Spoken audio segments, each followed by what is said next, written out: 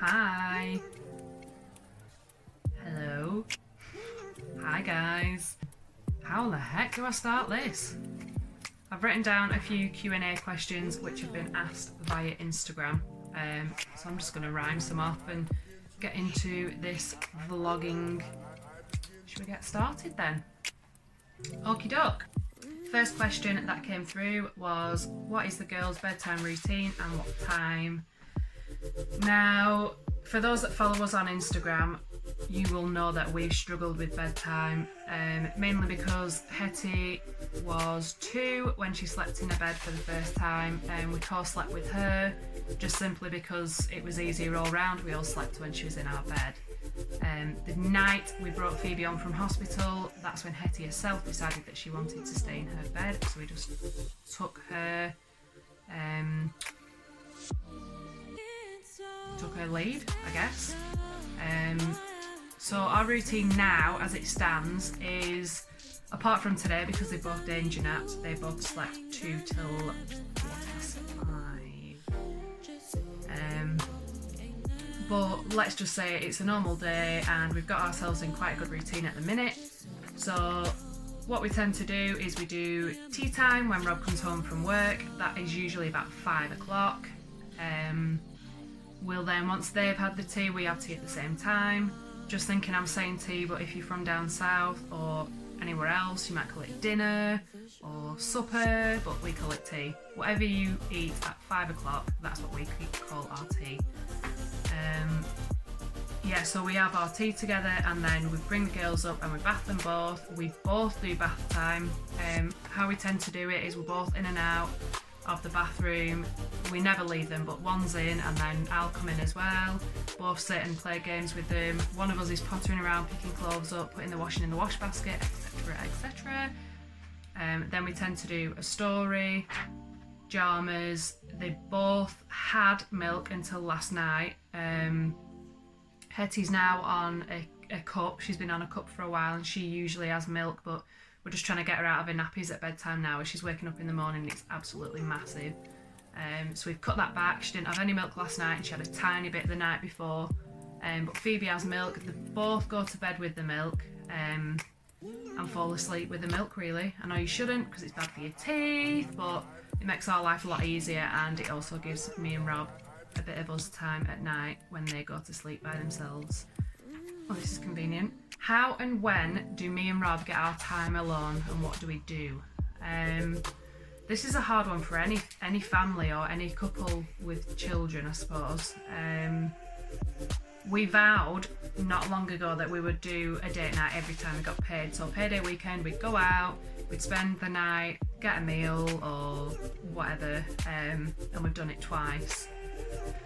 So it is hard, but like I've just literally said, when the girls go to bed at 7, if I even said that, when the girls go to bed at 7, that's when we go downstairs, do our tidying up, sit down, watch Love Island, get our snacks out, and that's us time really.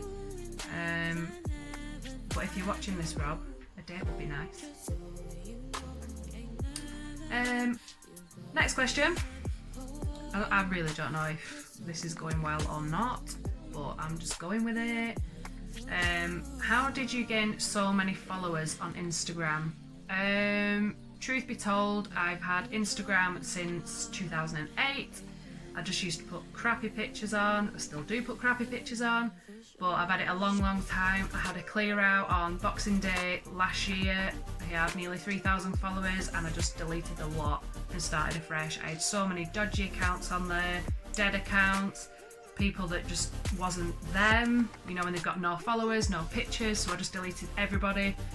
And now I've just started to build it up again now, but I do try and doctor the account. So when a request comes through, I do try and look on the bio and see, I don't know, Michelle, she's got 3 kids, she's from Northampton, she's got quite a few followers, she posts pictures, so I'm like, okay, I'll request her. But then I also follow back, so it works both ways, I guess. And then if I am following someone and I don't like their content, I just block them because it's not worth it. This thing that's going on at the minute with this site that's bullying other people for how they vlog, blog, post, anything like that, I'm not into it. that's not what life's about. We should be supporting each other, not pulling each other down. So if I see any Instagram accounts like that, I just block. I haven't got time for you, basically. So yeah. The other thing is, I do try and talk to quite a lot of people. I am a stay-at-home mum, roughly. I do about 7.5 hours a week at work, and it's quite lonely actually. So when I talk to a lot of other mums and dads, I do talk to dads as well, it's quite nice knowing that they're at home with tornadoes too, it's not just me. So when I talk to a lot of people, obviously we've got quite a good rapport going back and forth, and yeah, just, I don't really know, I'm waffling now, aren't I? Okie dokie, next question. What am I studying and what is my end goal? I am studying early years level 3, early years educator. I am doing that through my work. I work at an after school club, and you need to be level 3 in childcare for that. So I'm doing that through work, for work. My end goal, I've not really told anybody about this, apart from Instagram. So if my boss / sub boss watches this, hi Jenny, hi Janine. My end goal when the girls are at school is to become a childminder. I really want to do it. I just find it would be perfect for our family, dropping off at school, picking up from school. Yeah, I just really fancy doing it, so hopefully that would help me as well. Obviously you've got to do a childminder's course on top of that, but anything I do with my current employer goes towards anything in life anyway. It's all experience and it's all knowledge and things like that. So yeah, hopefully, touch wood, it all goes to plan. I do really enjoy my job now. And if it was more hours, so if the job I did was a full day's work, I would absolutely love it. I wouldn't even contemplate doing anything else other than that because it's just really good. Oh, I should have prepared a bit better for this. What foundation do I use? I wear the Rimmel. It's the orange top one. Is it the long lasting colour match foundation in ivory? I really should have brought the bottle up, but I didn't. Rob just took the girls to the park, so I thought I'll just run up and do this quickly, even though it's been 8 minutes. Next question. Best and worst thing about having 2 children? The best thing is definitely the love. Nobody can prepare you for that. When I was pregnant with Hetty, I always thought I'll never ever love a child as much as I love Hetty. How will I love this other baby? And as soon as that baby's placed in your arms, for me personally, I know not a lot of people feel that straight away. For certain reasons, we won't go into that because I've been in that person's shoes before. But yeah, the love that they both give to me is just more than I could ever wish in life. It's just the best feeling in the world, and seeing them both play together getting a bit choked up here. Seeing them both play together and how they are together, it's amazing. It does have it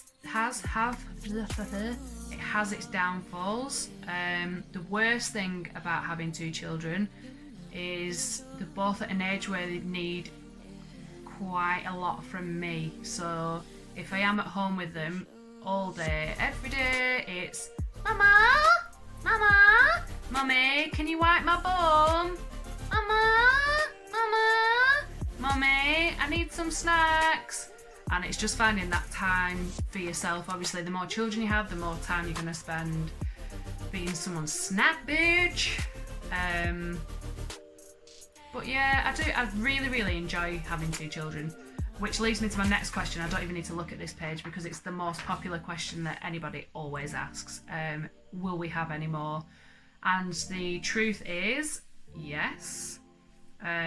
Rob, probably more than me, keeps saying, I can't wait to have another, can't wait to have another, I'm always broody. But we have a bit of a plan. We get married in May next year, and I think after that is when we'll possibly try for another when Hetty's in school. I'm not saying like right away, there's no honeymoon baby, though we keep joking about it really. But yeah, we're not in a rush. I think if this one's going to be our last, I just want to take it all in really, and not be like, one sec, hang on, don't do that, don't do this. Do you know what I mean? It's, yeah, I just want to make the most of it. So maybe when they're both in school, it's not something that I'm going to rush. We're going to rush. Takes two to tango. How many tattoos do you have? This is also another common one really. One of the children asked me this at school the other day, and I'm going to say 17, or was it 18? I think, I don't know. Probably 17, and I would get more. It's just they aren't very expensive. I'm quite fortunate in the sense that I did used to work at a tattoo shop doing reception work, and I was given free tattoos because I worked there obviously. Otherwise my skin ass would probably not have any tattoos. So yeah. On to the next. What is your opinion on homeschooling? Each to their own. If I had the brains I would probably give it a go, but I don't. Yeah, I've seen a few of these things before, and I watched Loose Women and they was on about it on the I don't know, I don't really have a lot to say. If you're going to do it, do it. If you're not, don't. I wouldn't criticise anyone that did, I wouldn't criticise anyone that didn't. Just get on with your own lives, do what you've got to do. We're all trying our best, aren't we? So that's all that matters really. How did you and Rob meet? Well, good old Facey B. I was about to work a season in Ibiza with a friend and I got a message request. Bing. Did he add me? Did I accept him? I can't remember. Anyway, the message said, thanks for accepting. Yeah, must have accepted him. Thanks for accepting. Thought you looked beautiful.